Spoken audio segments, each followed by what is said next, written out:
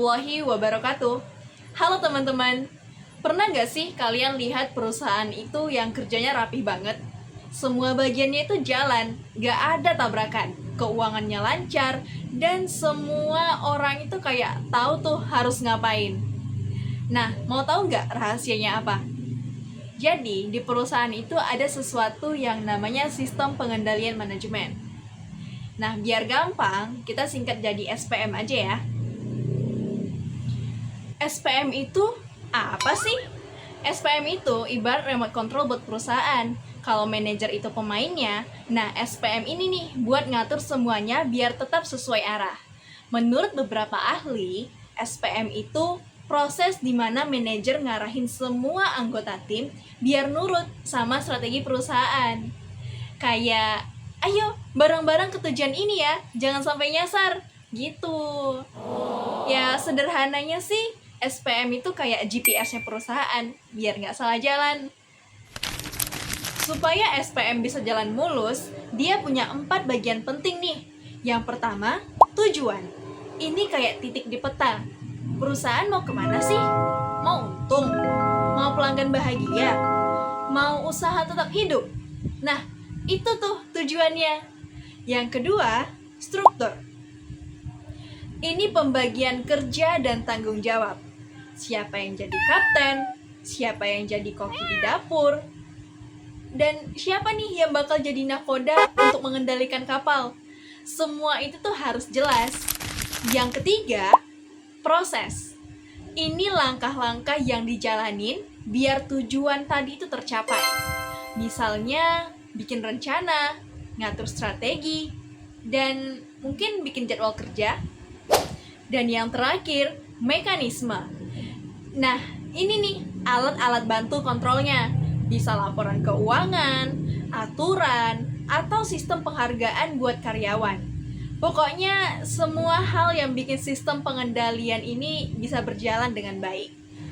Kalau ngomongin soal uang, SPM tuh kayak penjaga celengan perusahaan. Dia mastiin uang keluar dan uang masuk itu sesuai dengan rencana, biar nggak jebol. Misalnya nih, yang pertama, dia bantu jaga likuiditas biar perusahaan nggak kehabisan uang. Yang kedua, dia cegah kecurangan atau keputusan investasi yang ngawur.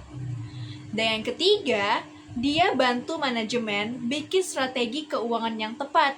Kayak gimana ngatur modal, ngatur uang, ngatur utang, dan bagi dividen.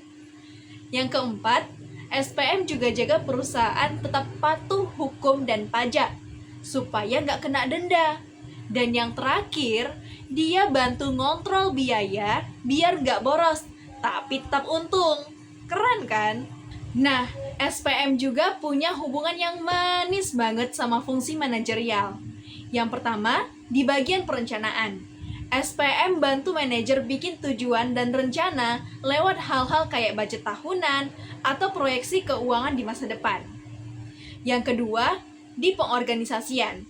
SPM bantu bagi-bagi tugas dan tanggung jawab, misalnya lewat sistem akuntansi pertanggungjawaban.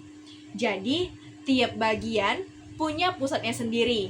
Ada cost center, profit center, sampai investment center. Kayak tim Avengers gitu, semua itu punya peran, tapi tetap satu tujuan. SPM juga punya banyak jenis loh. Nah, kita kenalin satu-satu ya. Yang pertama, pengendalian finansial. Ini yang ngurus angka-angka kayak laporan keuangan dan anggaran. Yang kedua, ada pengendalian non-finansial. Ini lebih ke hal-hal yang nggak kelihatan di angka. Misalnya kepuasan pelanggan, produktivitas, dan kualitas kerja. Yang ketiga, ada pengendalian struktural. Ini tuh yang formal banget, aturan, kebijakan, dan prosedur. Yang keempat, pengendalian kultural. Ini yang lembut tapi kuat, yaitu budaya, nilai, dan norma dalam organisasi.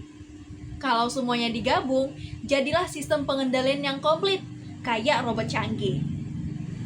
Jadi teman-teman, sistem pengendalian manajemen itu penting banget.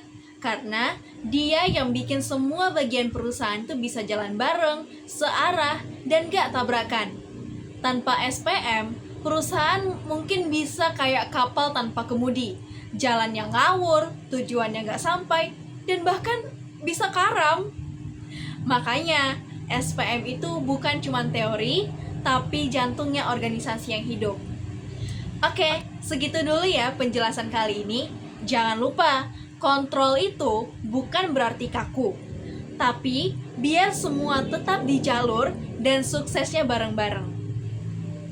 Oke teman-teman, sekian penjelasan dari saya. Mohon maaf bila ada kesalahan dan kekurangan.